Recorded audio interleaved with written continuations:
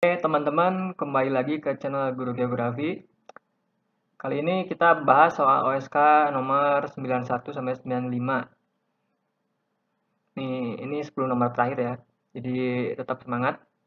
Sebelumnya jangan lupa untuk klik tombol subscribe-nya dan share channelnya ke teman-teman lainnya supaya bisa belajar bareng rame-rame. Dan tentunya nanti akan banyak update materi geografi, insya Allah ya. Mudah-mudahan terus nanti ditambah lagi video-videonya. Nah sebelumnya juga bagi teman-teman yang misalkan nggak punya kuota, sebetulnya pembahasan OSK ini udah ditulis juga di web saya di gurugeografi.id. Silahkan cek aja, nanti bisa searching di sini ya. Materinya juga ada sih, materi-materinya silahkan dicek. Kalau mau baca ya, misalkan malas cari video, nggak ada sinyal atau kuotanya minim ya dibaca aja di webnya ya, oke. Oke ya, kita langsung nih nomor 91. Terakota adalah situs peninggalan sejarah ternama yang berasal dari kebudayaan Andes, Mesir, Wangho, Romawi, Inka. Ini kalau kamu pernah nonton film The Mummy apa itu ya? Pasti tahu ya. Yang ada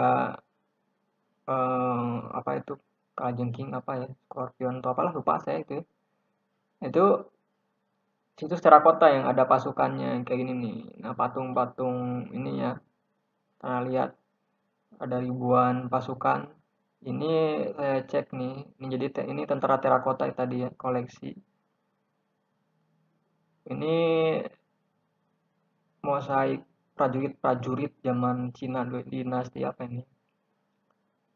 Di mana nih? Dibangun tahun 210 sampai 209 sebelum Masehi. Ya, untuk melindungi Kaisar Qin. Nah, itu ya. Jadi ini setelah digali di provinsi mana? Provinsi Shanxi.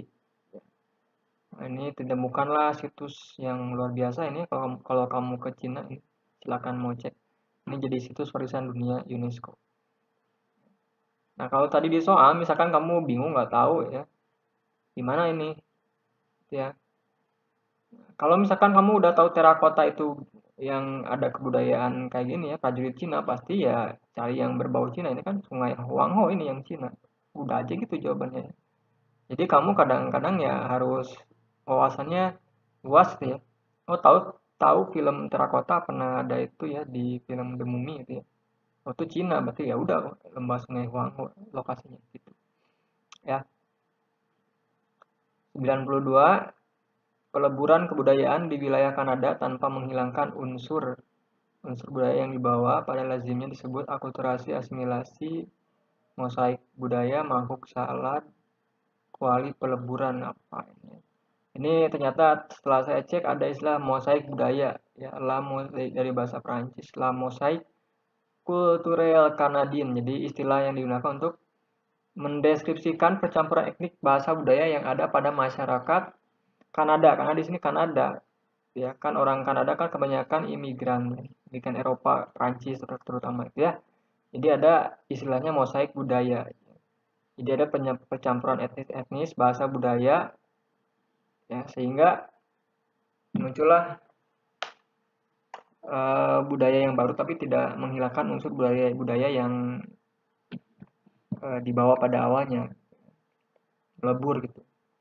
Ya ada budaya Prancisnya ada gitu, jadi nggak hilang gitu misalkan. Jadi Kanada itu kan negara imigran ya, kamu kalau mau ke sana silakan gitu ya. Masih kosong melompong ya gede gitu ya. Udah gitu kaya ya. Jadi silakan kalau kamu cerdas, pinter, cari beasiswa atau apa kerja di sana jamin sejahtera karena terlalu kaya. Itu contoh Kanada yang menerima semua etnik gitu. 93 setelah kedatangan masyarakat Eropa, perubahan berikut manakah yang terjadi pada penduduk asli ya indigenous people Amerika. Bertambah drastis karena rute perdagangan dan industri baru, berkurang perlahan karena mulai mengenal jenis komoditas pertanian baru tetap sama karena sesungguhnya hanya beberapa warga Eropa yang pindah ke sana. Berkurang gratis karena terjadinya penyakit baru, berkurang perlahan karena peningkatan kompetisi lahan. Apa yang perubahan yang terjadi pada penduduk asli, ya. Jadi kan Amerika itu dulunya kan sebetulnya bukan kulit putih ya, kebanyakan kan kulit Indian ya, Indian gitu kan. Ya, kemudian datanglah bangsa barat ya, Amerigo Vespucci, kemudian Columbus masuk gitu kan. Akhirnya kan ada kolonialisme, imperialisme, perang, akhirnya ya bisa dikalahkan orang lokal gitu. Jadilah ada negara Amerika, ada Kanada gitu ya. Mana yang terjadi adalah ini nih, berkurang drastis karena penyakit baru. Kenapa ada penyakit baru? Karena ini saya dapat infonya nih ya. Kan orang-orang Eropa melakukan penjajahan di era Renaissance gitu ya, di pas abad ketengahan ya, bawa kuda sapi apa kayak ya. Kemudian orang dari Eropa itu ternyata membawa racun, membawa virus itu ya. Banyak virus sehingga menyebar sampai ke orang-orang lokal lebih masif gitu. Kayak corona sekarang itu ya. Jadi orang-orang lokalnya semakin menurun karena kena virus dan meninggal gitu. Jadi kayak gitu. Jadi orang-orang imigrannya banyak membawa virus, entah itu dari manusia, dari hewan, dan apa kayak itu. 94 istilah difusi kebudayaan, cultural diffusion merujuk pada modifikasi permukaan bumi akibat aktivitas manusia, integrasi kebiasaan suku-suku dalam sebuah kelompok masyarakat, persebaran ide atau inovasi dari tempat asalnya, asimilasi kultur minoritas pada wilayah baru, hubungan antara kebudayaan manusia dengan alam. Difusi itu kalau di geografi penyebaran, ada difusi ekspansi, ada difusi relokasi itu kan ya. Oke. Kalau difusi kebudayaan ya penyebaran kebudayaan, jadi penyebaran ide atau inovasi dari tempat asalnya. Ingat konsep teori ruangnya, ada di difusi ekspansi, ada difusi relokasi. 95 wilayah di bawah ini yang mengalami linguistik fragmentasi paling besar.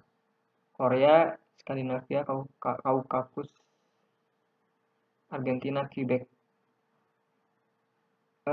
Ini saya cari infonya. Jadi ada wilayah Kaukasus di dekat itu ya, antara Laut Hitam dan Laut Kaspia di Eropa.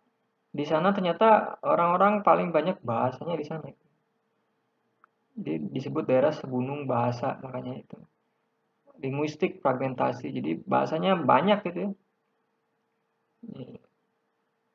Strabo ini sejarawan Yunani juga mencatat ada 70 suku di kawasan itu ya. Tiap suku punya bahasa sendiri gitu, jadinya banyak sekali.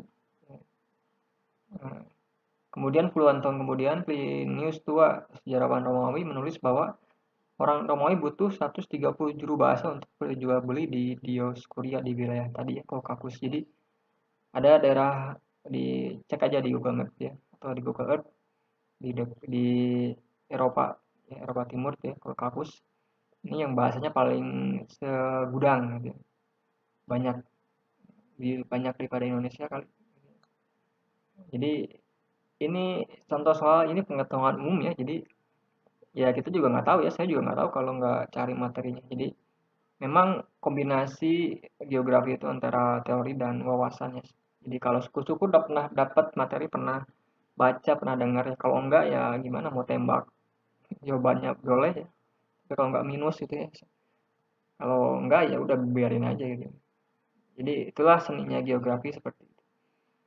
Oke, itu penjelasan nomor 91 sampai 95. Jangan lupa untuk share ya supaya bisa makin bermanfaat channelnya ya. Mohon maaf bila ada salah ya, mohon maaf. Kemudian kalau ada yang kurang silahkan dicek kembali di komen boleh juga. Terima kasih. Assalamualaikum warahmatullahi wabarakatuh.